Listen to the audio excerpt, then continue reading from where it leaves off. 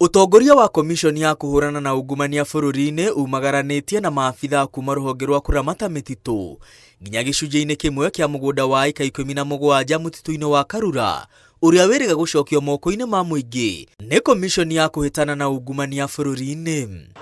EACC ĩkinyĩtie mũtitũ-inĩ ũyũ gũkenerera gũcoka kwa mũgũnda ũcio na kũnengerana kũrĩ rũhonge rwa KFS thutha wa mĩaka mĩingĩ ya macira igoti-inĩ. This asset was acquired by some individuals way back almost 30 years ago. It was recovered last year through a court process.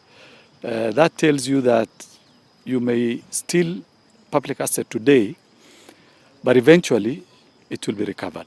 Part of it was what was used to be called KTTC, which is now the TVET College, training college that was taken, and now it has been taken back and restored back to the forest and also to the school. EACC na KFS manyitanire kuhanda mĩũngũrwa ya mĩtĩ 1,000 gĩcunjĩ-inĩ gĩkĩ arĩ kĩonereria kĩa atĩ indo cia mũingĩ iria igwatĩirwo no irĩcokio.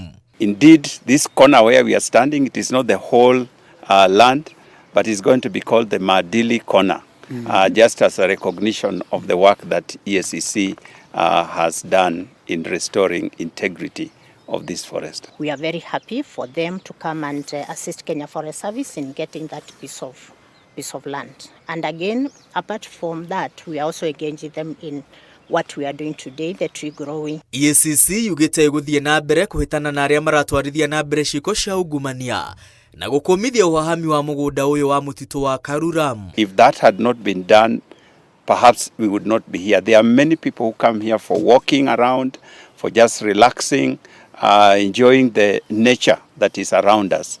Nairobi is becoming concrete throughout. So I would like to appeal to all of us to just try our best to ensure that these kinds of facilities are not taken by people who want to convert it into something else. Just want to assure everybody who loves to come to Karura that Karura is safe.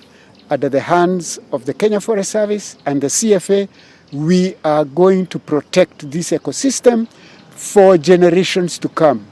At 70 years old, I'm hoping that the children of my children and the children of the children of my children will actually enjoy this forest at some point. Komishoni ĩno yugĩte rĩ ihenya-inĩ rĩa gũcokia icunjĩ cia mĩtitũ ya Ololua na Ngong iria ciĩgwatĩirwo nĩ tũrĩa nĩme. Rĩrĩmbu ya ũici na wahami wa mĩgũnda ya mũingĩ ĩrathiĩ na mbere kugwo kũndũ gũtiganĩte bũrũri-inĩ.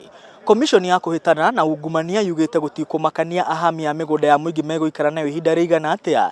Ĩndĩ ihinda rĩakinyanĩra mĩgũnda ĩyo no ĩrĩcoka moko-inĩ ma mũingĩ. Ngĩribotera Inooro TV kuma mũtitũ-inĩ wa Karura, rĩtwa rĩakwa nĩ Mwangi wa Maina.